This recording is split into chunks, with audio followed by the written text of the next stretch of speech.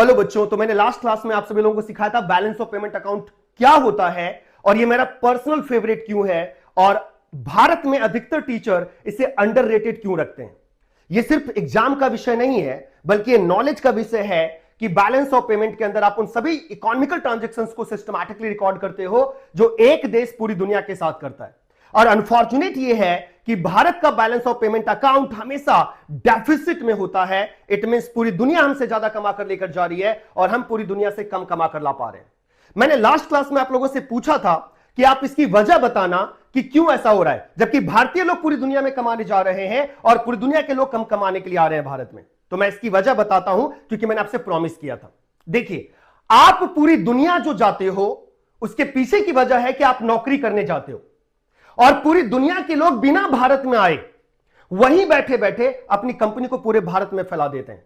उदाहरण के तौर पर देख लेते हैं, जब हमारे देश में कोई बच्चा पैदा होता है तो बच्चा पैदा होने से पहले ही, उससे भी चलो पहले लेकर चलते हैं, लाइक अगर कोई न्यूली मैरिड कपल है और वो रिच है हमारे देश में, तो परसेप्शन का खेल देखो कि हमारे देश का कोई भी इंसान जो रिच है और अभी अभी शादी हुई है, अगर उसको हनीमून प्लान करना है तो स्विट्जरलैंड प्लान करना है, क्योंकि उसको लगता है कि दुनिया का सबसे खूबसूरत देश स्विट्जरलैंड है। हां, स्विट्जरलैंड दुनिया का सबसे खूबसूरत देश है, लेकिन उसके मन में एक परसेप्शन भी बिठा दिया गया है। अगर कोई मिडिल क्लास फैमिली है तो उसे, अगर वो हनीमून अफोर्ड कर पा रहा है तो वो कहां जाना चाह रहा है? मॉलडीव्स।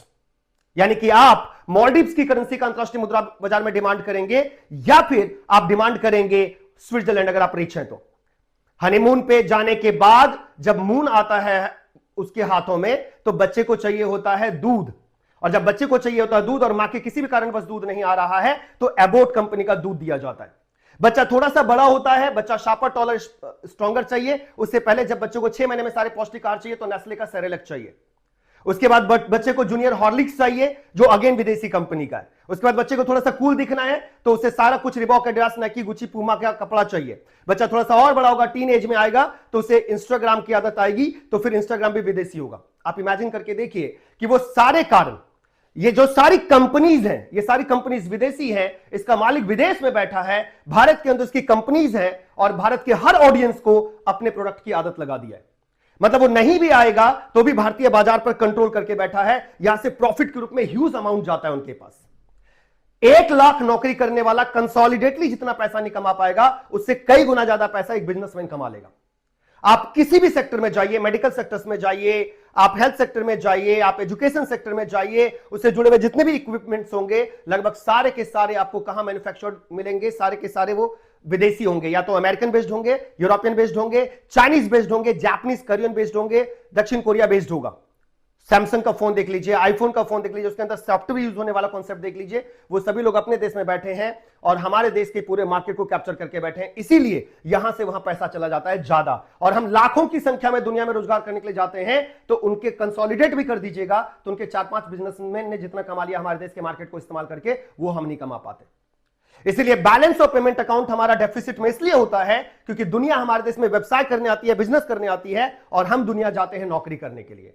और आप जानते हैं कि जेफ बेजोस का मार्केट इंडिया में, एलन मस्क का मार्केट इंडिया में, मार्क जुगरबर्ग का मार्केट इंडिया में कंसोलिडेटली इतना रेवेन्यू क्रिएट करता है जितना पूरा हिंदुस्तानी मिलकर पूरी दुनिया में जाके नहीं कमा पाता है। सो दैट्स अ डिफरेंस कि वो हमारे देश में नौकरी करने नहीं आए हैं, वो हमारे देश में बिजनेस करने आए हैं और हम पूरी दुनिया में नौकरी करने जाते हैं। यही वजह है कि हमारा बैलेंस ऑफ पेमेंट में वो हमसे ज्यादा कमा कर लेकर जाते हैं और हम उनसे कम कमा के ला पाते हैं। इसको उदाहरण के साथ और समझिए। मान लीजिए कि एक घड़ा है और उस घड़े में आप हर दिन 2 लोटा पानी डालते हैं, 2 बकेट पानी डाल देते हैं मान लेते हैं, और हर दिन उससे 3 लोटा पानी निकाल लेते हैं, 3 बकेट पानी निकाल लेते हैं। तो आप मुझे एक बात बताइए, एक दिन घड़ा भरेगा या खाली हो जाएगा? खाली हो जाएगा, क्योंकि उसमें जितना पानी आप डाल रहे हो उससे हर दिन उससे ज्यादा निकाल रहे हो। इट मींस भारत के बैलेंस ऑफ पेमेंट अकाउंट में हर वर्ष जो भारत दुनिया से कमा के ला रहा है वो कम है, और हर वर्ष जो भारत से दुनिया कमा के लेके जा रही है वो ज्यादा है। इट मींस एक ऐसी परिस्थिति पैदा होगी जिसमें भारत का बैलेंस ऑफ पेमेंट अकाउंट की वजह से भारत की इकोनॉमी काफी डाउन जाएगी। जीडीपी पर मत जाइए, इंटरनल स्ट्रक्चर पे चाहिए। कुछ ऐसा साउंड कर रहा है कि बाहर से बॉडी बहुत स्ट्रांग दिख रही है बट अंदर से काफी कमजोर है। बैलेंस ऑफ पेमेंट अकाउंट जो चैप्टर है, टीचर्स को इसे अंडर रेटेड नहीं करना चाहिए, इसे एग्जामिनेशन के पॉइंट ऑफ व्यू से नहीं पढ़ाना चाहिए, बल्कि हर बच्चे को इसकी बारीकी का पता होना चाहिए कि कैसे भारत दुनिया भर से ज्यादा कमा कर ला पाएगा और दुनिया ज्यादा जो हमसे कमा कर लेकर जा रही है उसको कंट्रोल किया जा सकता है, ताकि हमारा ये जो देश है ये हमेशा बढ़े ना कि घटे। दुनिया हमारे देश की इकोनॉमी को, हमारे बाजार को इस्तेमाल करके लाभ ना उठा के ले जाए। ये तो हुआ बैलेंस ऑफ पेमेंट का मेरा विश्लेषण। अब बैलेंस ऑफ पेमेंट अकाउंट को क्यों मेंटेन करना चाहिए, एक देश की सरकार को बैलेंस ऑफ पेमेंट अकाउंट क्यों मेंटेन करके चलना चाहिए, क्या पता चलता है उससे, यानी क्वेश्चन नंबर 2 इस चैप्टर का जो मैं पढ़ाने जा रहा हूं, which is very important question of this particular chapter, the importance of balance of payment account. Why should a government maintain the balance of payment account. दुनिया का कोई भी देश की सरकार बैलेंस ऑफ पेमेंट अकाउंट को क्यों मेंटेन करती है। I have some certain point about this, I am explaining you. The very first one is indicates economic health of a country. Like आपको बैलेंस ऑफ पेमेंट अकाउंट से पता चल पाता है कि आपके देश का इकोनॉमिकल हेल्थ कैसा है। आप डेफिसिट में हो तो बुरा हाल है, आप सरप्लस में हो तो बहुत ही अच्छा हाल है, बैलेंस में है तो ठीक ठाक हाल है। इसे पता चल पाएगा कि आपके देश का ट्रेड बैलेंस क्या है। आप ज्यादा एक्सपोर्ट कर रहे हो या ज्यादा इंपोर्ट कर रहे हो। ज्यादा एक्सपोर्ट कर रहे हो तो अच्छी बात है, ज्यादा इंपोर्ट कर रहे हो तो बहुत बुरी बात है, क्योंकि हर दृष्टिकोण से आपका लॉस हो रहा है। ठीक उसी प्रकार से ये हेल्प करता है गवर्नमेंट को पॉलिसी बनाने में कि अगर एक्सपोर्ट कम और इंपोर्ट ज्यादा हो रहा है तो गवर्नमेंट कुछ ऐसी पॉलिसीज बनाता है जिससे एक्सपोर्ट प्रमोट हो सके और इंपोर्ट रिड्यूस हो सके। ये गवर्नमेंट को पॉलिसी बनाने में हेल्प करता है।